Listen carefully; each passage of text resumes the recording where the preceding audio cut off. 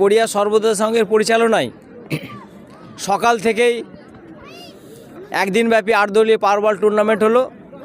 তার সাথে আমাদের বাইনান অঞ্চলের যে বিভিন্ন কৃতি ছাত্রছাত্রী আছে তাদেরকে আমরা আমাদের সাধ্যমতো সংবর্ধনা জানালাম, তাদেরকে আমরা স্মারক সম্মান দিলাম এবং আমরা আমাদের সাধ্যমতো আমরা আর্থিক সহযোগিতা করেছি।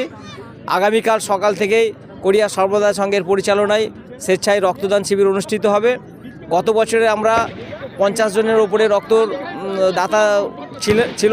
এবছরে আমাদের টার্গেট আছে 100 জন রক্তদাতা আগামীকাল রক্ত দেবেন। সেই সঙ্গে আমাদের কালকে বস্ত্র বিতরণ আছে, কচি কাঁচাদের নিয়ে অঙ্কন প্রতিযোগিতা আছে, এছাড়াও আছে আমাদের বিভিন্ন মনোজ্ঞ সাংস্কৃতিক অনুষ্ঠান আছে।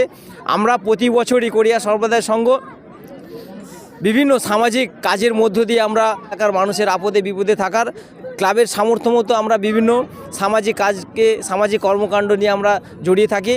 আমরা এই এলাকার যারা মেধাবী ছাত্রছাত্রী আছে তাদেরকে আমরা বইও দেব, আমরা সিদ্ধান্ত করেছি, গত বছরও দিয়েছি। এবছরে আমরা যারা যে সমস্ত দুস্থ ছেলে আছে তাদেরকে আমরা বই দেব এবং তার সাথে এলাকার বিভিন্ন যারা ক্রীড়াপ্রেমী মানুষ আছে এবং যারা বিভিন্ন বিশিষ্ট ব্যক্তি আছে তাদের কাছে আমরা আবেদন করব যে আমাদের এই কোরিয়া সর্বদাই সংঘের যে প্রয়াস আছে এই প্রয়াসকে যাতে আগামী দিনে আমরা সফল করতে পারি, আমরা যাতে গ্রামের মানুষের পাশে থাকতে পারি, আপনাদের কাছে আমি আবেদন করব ক্লাবের পক্ষ থেকে আপনারা আমাদেরকে সাপোর্ট করবেন।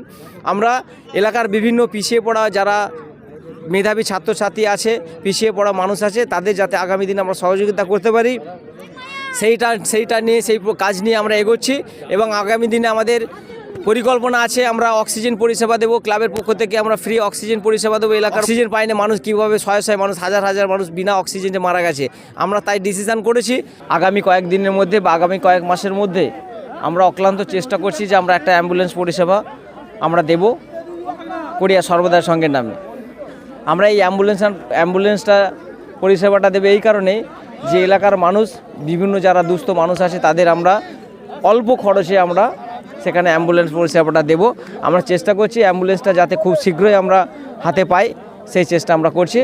এলাকার বাইনানের মানুষকে এই পরিষেবাটা আমরা দিতে অক্লান্ত আমরা পরিশ্রম করছি, একটু আমাদের সময় লাগবে।